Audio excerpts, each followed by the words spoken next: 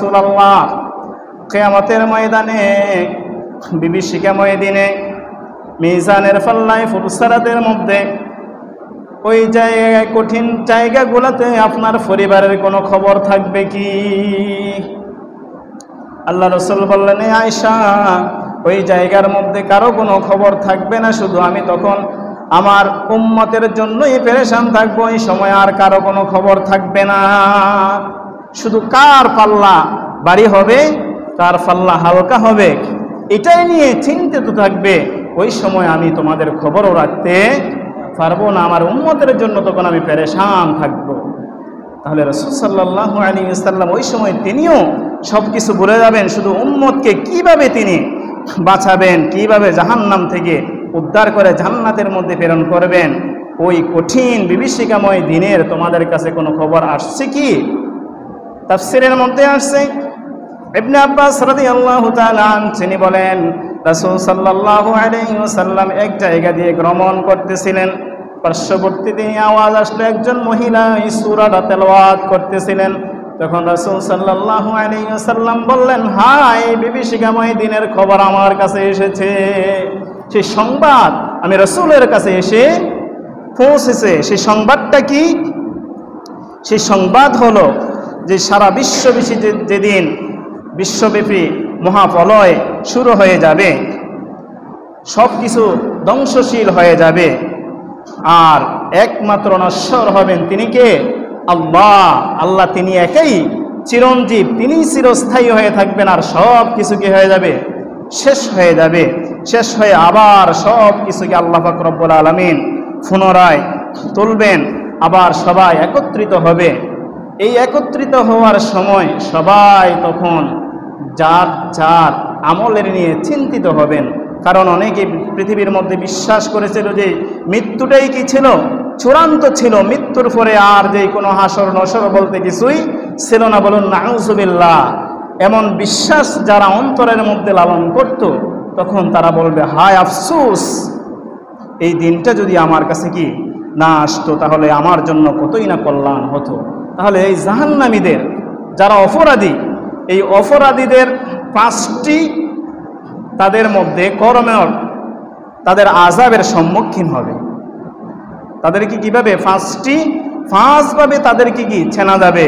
তখন প্রথমত হলো, আল্লাহ পাক রব্বুল আলামিন বলতেছেন, তাদের চেহারা থাকবে ভীত এবং সন্ত্রস্ত। তারা ভীত সন্ত্রস্ত হবে তাদের চেহারা। ইয়াওমাইযিন লা তু'রাদুনা লা তাখফা মিনকুম খাফিয়া ইয়াওমাইযিন তু'রাদুন, সেদিন তোমাদেরকে পেশ করা হবে সকল কর্ম, কোনো বিষয়ে তোমাদের থেকে গোপন থাকবে না। সেদিন কোনো বিষয় কি গোপন থাকবে না। কখন কি কর্ম করেছ, কোথায় করেছ, কোন জায়গায় করেছ, কিভাবে করেছ, সব কিছু যখন তোমার আমলনামা হাতের মধ্যে দেওয়া হবে, ওই সময় আর কোনো কিছু আল্লাহ পাক রব্বুল আলামিন গোপন করবেন না, সব কিছু প্রকাশ করে দেবেন। তখন অপরাধীরা বলবে, ওয়া আম্মা মান উতিয়া কিতাবাহু বিশিমালিহি ফায়াকুলু ইয়া লাইতানি লাম উতা কিতাবিয়া। কিয়ামতের ময়দানে যখন অপরাধীদের তাদের আমলনামা বাম হাতের মধ্যে দেওয়া হবে, তখন তারা আগ বাড়িয়ে নিতে চাইবে। তাফসীরের মধ্যে আসছে যে কিছু মানুষ আগ বাড়িয়ে নিতে চাইবে যাতে মানুষের দৃষ্টিগোচর না হয়, মানুষ যাতে দেখতে না পায়, তাড়াতাড়ি নিয়ে লুকিয়ে ফেলার জন্য চেষ্টা করবে। আর কিছু মানুষকে যখন আমলনামা বাম হাতের মধ্যে দেওয়া হবে, দিতে চাইবে তারা, কেউ নিতে চাইবে না, যে নিশ্চয়ই সে কি জাহান্নামের মধ্যে বিভীষিকাময় শাস্তির মধ্যে সে নিক্ষিপ্ত হবে, এই বয়সে সেটা গ্রহণ করতে চাইবে না, কিন্তু তার পিছন থেকে হাড়ের মধ্যে ঘুষিয়ে দেওয়া হবে। বলুন নাউযুবিল্লাহ। তাহলে সে তাড়াতাড়ি কেন নেবে? তাফসীরের মধ্যে আসছে, ওই ব্যক্তি চাইবে যে আমি ছিলাম পৃথিবীর মধ্যে সম্ভ্রান্ত লোক, আমি ছিলাম মর্যাদাপূর্ণ লোক, মানুষের কাছে আমার একটি গ্রহণযোগ্যতা ছিল, আমি মানুষের আইডল ছিলাম, মানুষ আমাকে অনুকরণ করত, আমার কথাগুলোকে মানুষ তাদের নিজেদের আমলের মধ্যে নিত, আমার প্রত্যেকটা কথা তা মানুষ লিখে রাখতো, এমন গ্রহণযোগ্যতা ছিল। কিন্তু আজকে যদি আমার আমলনামা যদি আমাকে পেশ করা না হয়ে যদি চূড়ান্তভাবে এই মৃত্যুটাই যদি আমার জন্য শেষ হয়ে যেত, তাহলে কত উত্তম হতো। ইয়াকুলু ইয়া লাইতানি লাম উতা কিতাবিয়া, আজকে আমার এই জনসম্মুখে মানুষের সামনে যদি আমার বাম হাতের মধ্যে আমার আমলনামাটা না দেওয়া হতো, তাহলে এটাই আমার জন্য কি হতো, কত উত্তম হতো। আমি লাঞ্ছিত হতাম না, অপমানিত হতাম না, অপদস্থ হতাম না, মানুষের সামনে পাপিষ্ঠ হিসেবে আমি উপস্থাপিত হতাম না। এই জন্য সে চাইবে তাড়াতাড়ি গ্রহণ করার জন্য। আরেকজন সে নিতে চাইবে না, কারণ সে জানে সে ভালো কাজও করেছে, আবার অন্যায়ের কি পক্ষপাতিত্ব করেছিল, খারাপ করে নাই কিন্তু সাপোর্ট করেছিল। এখন বলবে যে কিরে, আমি তো সারা জীবনেই ভালো কাজ করেছিলাম, কিন্তু আজকে আমাকে কেন বাম হাতের মধ্যে আমলনামা দেওয়া হচ্ছে? তখন সে নিতে চাইবে না, কারণ এটা তো আমার প্রাপ্য ছিল না। এমনটাই তারা কি করবে, ধারণা করবে। কিন্তু প্রকৃতপক্ষে আল্লাহ পাক রব্বুল আলামিন তখন তার পিছন থেকে হাড়ের মধ্যে কি গুছিয়ে দিয়ে দেবেন। সম্মানিত ভাইরা, তখন তারা কি করবে, ওয়ালাম আদরি মা হিসাবিয়া ইয়া লাইতাহা কানাতিল কাদিয়া, আমার হিসাব যদি না হতো, আজকে এই হিসাবের সম্মুখীন যদি আমাকে করা না হতো, তাহলে এটাই আমার জন্য ভালো হতো, উত্তম হতো। আমার জন্য উত্তম এটাই হতো যদি আমাকে আজকে কি বিচারের সম্মুখীন আসামের কাঠগড়ায় না দাঁড়িয়ে মৃত্যুর পরবর্তী কোনো জীবন না দিয়ে মৃত্যুটাই যদি আমার জন্য কি হয়ে যেত, চূড়ান্ত হয়ে যেত। যারা এখন মনে করতেছে মৃত্যুটাই শেষ, মৃত্যুর পরে আবার কিভাবে মানুষকে জীবিত করবেন, কিভাবে আমলনামা দিবেন, হাসর নসর মিজান ফুলসারাত এগুলা কি, সেটার কোনো কি নেই, সেটার তো কোনো বাস্তবতা নেই।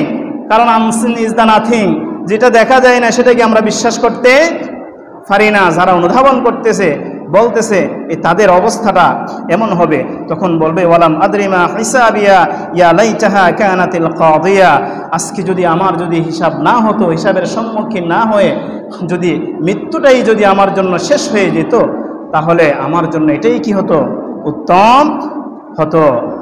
ওয়ালাম আদরি মা হিসাবিয়া ইয়া লাইতাহা কানাতিল কাদিয়া মা আগনা আন্নি মালিয়া, তখন বলবে আমি পৃথিবীর মধ্যে যত কিছু সম্পদ সঞ্চয় করেছিলাম, মানুষকে জুলুম করে, নির্যাতন করে, নিষ্পীড়ন করে, অন্যায়ভাবে যা কিছু আমি সঞ্চয় করেছিলাম, ব্যাংক ব্যালেন্স করেছিলাম, হালালভাবে উপার্জন করেছি, হারামভাবে উপার্জন করেছি, উভয়ভাবে মিশ্রিত করে নিজের ধন সম্পদ বৃদ্ধি করেছিলাম, মনে করলাম এই সম্পদ দ্বারা আমার কোনো কাজে আসবে, কিন্তু মা আপনা আন্নি মালিয়া, আজকে আমার ধন সম্পদও আমার কোনো কাজে আসলো না।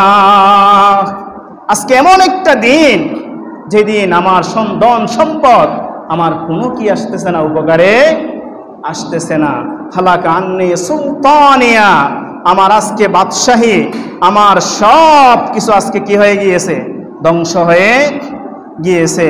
আমার যা কিছু করতাম, যে কর্তৃত্ব প্রতিপত্তি সব কিছু বিনষ্ট হয়ে গিয়েছে, বিনাশ প্রাপ্ত হয়েছে, ধ্বংসলীলার মধ্যে নিমজ্জিত হয়েছে। আজকে আমার ধন সম্পদ, আমার গর্ব অহংকার সব কিছুই শেষ হয়ে গিয়েছে, এটা তো আমি আশা করি নাই। এইভাবেই বলতে থাকবে, কিন্তু কোনো কি নেই, ফিরে আসার কোনো সুযোগ নেই। তারা নিজেরা বলবে আল্লাহর কাছে, আল্লাহ আরেকবার আমাদেরকে কোনো সুযোগ দাও না।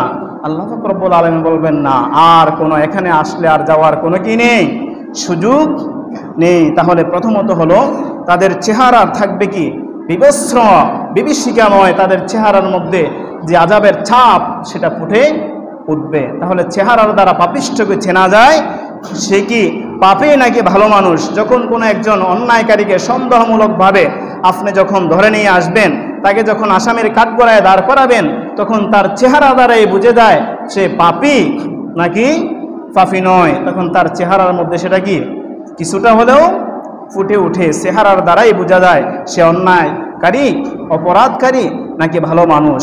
তা আল্লাহ পাক রব্বুল আলামিন কত বলতেছেন যে তাদের চেহারা কি হবে, আগুনের মধ্যে চসলিয়ে দেওয়া হবে, তাদের বিভীষিকাময় যে আযাবের ছাপ সেটা চেহারার মধ্যে কি প্রথমত ফুটে উঠা হবে। তারপরে আল্লাহ পাক রব্বুল আলামিন বলতেছেন যে তাদের হাতে পায়ে শিকল বাঁধা হবে।